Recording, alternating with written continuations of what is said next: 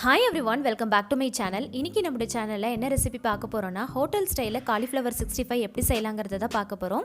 மசாலா கொஞ்சம் கூட உதிராம நல்ல கிறிஸ்பியா எப்படி செய்யலாம்ங்கறத பார்க்கலாம். இந்த ரெசிபியோட வீடியோவை நீங்க பார்க்கிறதுக்கு முன்னாடி நம்ம சேனலை இன்னும் நீங்க Subscribe பண்ணாம பார்த்துட்டு இருக்கீங்கன்னா மறக்காம Subscribe பண்ணிக்கோங்க. and பக்கத்துல தெரியுற பெல் பட்டனை கிளிக் பண்ணி அதுல ஆல் அப்படிங்கற நோட்டிஃபிகேஷனையும் கிளிக் பண்ணி வெச்சுக்கோங்க. அப்பதான் நான் ரீசன்ட்டா வீடியோஸ் அப்லோட் பண்ணும்போது உங்களுக்கு நோட்டிஃபிகேஷன்ல வரும். நீங்களும் மிஸ் பண்ணாம பார்க்கலாம். இந்த ரெசிபி செய்யறதுக்கு நான் ஒரு காலிஃப்ளவரை முழுசா அப்படியே எடுத்துர்க்கேன். நல்ல பெரிய பெரிய பீசஸா கட் பண்ணிக்கோங்க. ஃபர்ஸ்ட் ஹாட் வாட்டர்ல ஒரு 10 minutes கிட்ட போட்டு வச்சிட்டு அதுக்கு அப்புறமா அதை நல்லா ட்ரைன் பண்ணி எடுத்துக்கோங்க. இப்போ இது ஒரு பாத்திரத்துல சேர்த்துக்கலாம். இப்போ இதுல ஒரு 1/4 டீஸ்பூன் அளவுக்கு மஞ்சள் தூள் சேர்த்துக்கலாம். 2 டீஸ்பூன் அளவுக்கு காஷ்மீரி ரெட் சில்லி சேர்த்திருக்கேன். இது நல்ல கலர் கொடுக்கும், அதனால இத நான் சேர்த்திருக்கேன். இப்போ இது கூடவே ஒரு 1/4 டீஸ்பூன் அளவுக்கு தனியா தூள் சேர்த்திருக்கேன். 1 டீஸ்பூன் அளவுக்கு ஜீரகத்தூள், 1 டீஸ்பூன் அளவுக்கு பெப்பர், 1 டீஸ்பூன் அளவுக்கு கறி மசாலா பவுடர் நான் ஆட் பண்ணியிருக்கேன். சப்போஸ் கறி மசாலா பவுடர் இல்லைன்னா நீங்கள் கரம் மசாலா கூட ஆட் பண்ணிக்கலாம். தேவையான அளவுக்கு உப்பு சேர்த்துக்கலாம். இது கூடவே 2 டீஸ்பூன் அளவுக்கு கார்ன்ஃப்ளவர் சேர்த்துக்கலாம். 1 டீஸ்பூன் அளவுக்கு ரைஸ் ஃப்ளார் சேர்த்துக்கோங்க. இது கூடவே 2 டீஸ்பூன் அளவுக்கு ஆயில் சேர்த்துக்கலாம். சேர்த்துட்டு நல்லா ஒரு தடவை கலந்து விட்டுக்கோங்க.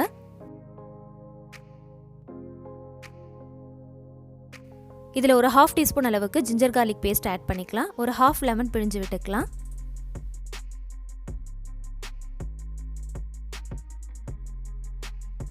நம்ம சேர்த்துருக்கிற மசாலா எல்லாமே காலிஃப்ளவரில் நல்லா கோட் ஆகிற அளவுக்கு நல்லா மிக்ஸ் பண்ணி விட்டுக்கோங்க.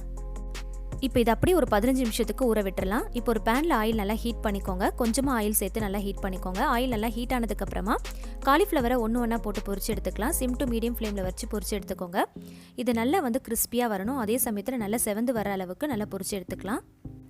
நீங்கள் மொத்தமாக ஒரேடியாக சேர்த்துறாமல் நீங்கள் எடுத்துருக்கிற காலிஃப்ளவரை பேட்ச் வைஸாக பிரிச்சுட்டு அதுக்கேற்ற போல் சேர்த்துக்கோங்க. நான் ஒரு காலிஃப்ளவரை முழுசாக எடுத்ததுனால நான் 3 பேட்சஸாக பிரித்து நான் 3 டைம் போட்டு பொரிச்சு எடுத்திருக்கேன். அதே போல் போட்டதுமே நீங்கள் திருப்பிடாமல் ஒரு 3 நிமிஷம் கழித்து நீங்கள் திருப்பி விடுங்க. அந்த மாதிரி 3 நிமிஷத்துக்கு ஒரு முறை திருப்பி விட்டு நல்லா செவந்து நல்லா கிறிஸ்பியாக ஆகிற அளவுக்கு நல்லா பொரிய விட்டுட்டு அதுக்கப்புறமா நீங்கள் நல்லா எண்ணெயை வடித்து எடுத்துக்கோங்க. இது நல்லா கிறிஸ்பியாக இருக்கும். நல்லா செவந்து வந்துருச்சு. இப்போ நம்ம ஆயிலேருந்து ட்ரைன் பண்ணி ஒரு பிளேட்டில் எடுத்து வச்சிடலாம். இப்போ பாருங்கள், நான் எல்லா காலிஃப்ளவரையுமே பொரிச்சு எடுத்துட்டேன். எண்ணெயில் கொஞ்சம் கூட மசாலா உதிரவே இல்லை. ஸோ இதே இன்க்ரீடியன்ஸை இதே அளவுகளோட நீங்களும் சேர்த்து இதே மாதிரி செஞ்சு பாருங்கள். மசாலா உதிராமல் ரொம்பவே சூப்பராக வரும். டேஸ்ட்டும் ரொம்பவே அட்டகாசமாக இருக்கும். ஹோட்டல் ஸ்டைலில் நம்ம ரெடி பண்ண காலிஃப்ளவர் 65 நல்ல கிறிஸ்பியாக நல்ல டேஸ்டியாக ரொம்பவே சூப்பராக ரெடி ஆயிடுச்சு. கண்டிப்பாக இதே மெத்தடில் இதே இன்க்ரீடியன்ஸை இதே அளவுகளோடு நீங்களும் சேர்த்து செஞ்சு பாருங்கள். ரொம்பவே டேஸ்டியாக சூப்பராக வரும். கண்டிப்பாக செஞ்சு பார்த்துட்டு உங்களுடைய ஃபீட்பேக்கை கமெண்ட் செக்ஷனில் எல்லார்கிட்டையுமே ஷேர் பண்ணிக்கோங்க. இந்த வீடியோ பிடிச்சிருந்துச்சுன்னா மறக்காமல் லைக் பண்ணுங்கள். உங்களுக்கு தெரிஞ்சவங்ககிட்டையும் ஷேர் பண்ணுங்கள். நம்மளுடைய சேனலை மறக்காமல் சப்ஸ்கிரைப் பண்ணிவிட்டு தொடர்ந்து சப்போர்ட் பண்ணுங்கள். சோஷியல் மீடியாஸ் எல்லாத்துலேயுமே நம்மளுடைய யூடியூப் சேனலுக்கான பேஜஸ் நாங்கள் க்ரியேட் பண்ணியிருக்கோம். ஸோ அதோடைய லிங்க்ஸ் எல்லாத்தையுமே நான் கீழே டிஸ்கிரிப்ஷனில் கொடுக்குறேன். கண்டிப்பாக ஃபாலோ பண்ணிக்கோங்க. இதே மாதிரி இன்ட்ரெஸ்டிங்கான ரெசிபீஸோட நான் உங்களை சந்திக்கிறேன். Thank you so much. கீப் வாட்சிங்.